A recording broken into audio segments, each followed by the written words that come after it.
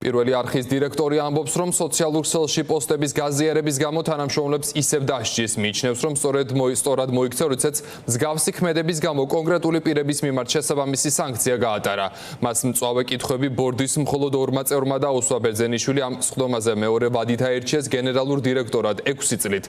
ცნობისთვის 2026 წლის 1 იანვრიდან მისი ხელზე ასაღები ხელფასით 15,000 ლარია.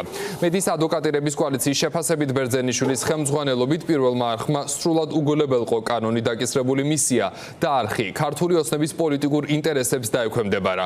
კოალიცია ყურადღებას ამახვილებს არხზე არსებულ რეპრესიებზე, კრიტიკული ჟურნალისტების გათავისუფლებასა და იმ ფაქტზე, რომ ანტიევროპული სარედაქციო პოლიტიკის გამო ბერძენიშვილი ევროპარლამენტის სასანქციო სიაშიც კი მოხვდა. თემას ჩემი კოლეგა აშუქებს. თაკო მაისურაძე შემოგვიერთდება ახლა ამ თემის დეტალებით პირდაპირ ეთერში. თაკო, გისმენთ. 2 საათნახევრიანი განხილვის შემდეგ ბორდმა თინა ბერძენიშვილი დაამტკიცა კვლავ მეორე ვადით დირექტორის პოზიციაზე, თუმცა 2 საათნახევრის განმავლობაში მას მოუწია მხოლოდ 2 კრიტიკულად განწყობილი ბორდის წევრის კითხვებისთვის პასუხის გაცემა.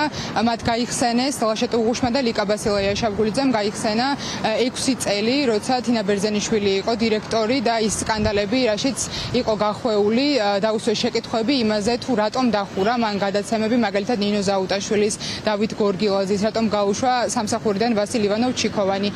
ასევე გაიხსენეს ისიც, რომ Facebook პოსტების გაზიარების გამო მან ხელფასები დაუქვითა თანამშრომლებს, ასევე ლაშეთ უღუშმა მოუწოდა თინათინ ბერძენიშვილს, რომ ბოლო ამბიდან გამომდინარე, როცა საზოგადოებრივი მაუწყებლის ეთერში ბავშვს გული წავიდა და ცუდად გახდა, ამის გამო შეეტანა ცვლილება შინაგან წესში და როცა ბავშვები იქნებოდნენ ეთერში, მაშინ ექიმების გუნდი ყოფილიყო მობილიზებული, მათ დაუსვეს შეკითხვები, თუ როგორ აპირებს გაგრძელებას საქმიანობის თინა ბერძენიშვილი, თუმცა თინა ბერძენიშვილის პასუხები იყო სარკასტული. მან უპასუხა კრიტიკულად განწყობილ ბორდის წევრებს, რომ გაგრძელებდა ისევ ცუდად მოქცევას და ცუდ საქმიანობას, ისევ დააჯარიმებს მაგალითად თანამშრომლებს, რომლებიც Facebook-ზე მიკერძოებულად, თავისი აზრით მიკერძოებულად გამოხატავენ აზრს. შესაბამისად, გადაცემებიც იხურება და ეს ნორმალურია და ამბობს, რომ არ არის არანაირი ინდულგენცია ის, რომ ვინმე წამყვანია. შესაბამისად, ბორდის წევრები ფიქრობენ, რომ მომავალი 6 წელი არ იქნება განსხვავებული. გამოდის, რომ საზოგადოებრივი მაუწყებლის თანამშრომლის უფლება არ აქვს საკუთარი აზრი გამოხატონ სულ ცოტა იმით, რომ ვიღაცის პოსტი გადააშიარონ თავისი მეგობრის ნათესავის. თქვა, რომ ასე ვიზამო რა მომავალი 6 წელიო და ესეთი ვიქნებიო. ესეთი დაკონული მიდგომა გარანტირებულია მომავალი 6 წლის განმავლობაში, რაც თავისთავად აბსურდია რა, 21 საუკუნეში ესეთი მიდგომა გქონდეს, თქვა, ტელევიზიის ხელმძღვანელს, მით უმეტეს საზოგადოებრივი მაუწყებლის. ვერ გავიგე, ესე იგი, კარგი გადაცემა შეიძლება დახურო და რა ვიცი, ჩვეულებრივი ამბავია თითქოს და თურმე და არაფერი ამაში არ არის. რატომ? იმიტომ რომ შეიძლება ვიღაცას არ მოეწონოს ან მისი ასე ვთქვათ გადაცემის ავტორი წამყვანი რაღაცა ძალიან თავისუფალი ან განსხვავებული პოლიტიკური მოსაზრება.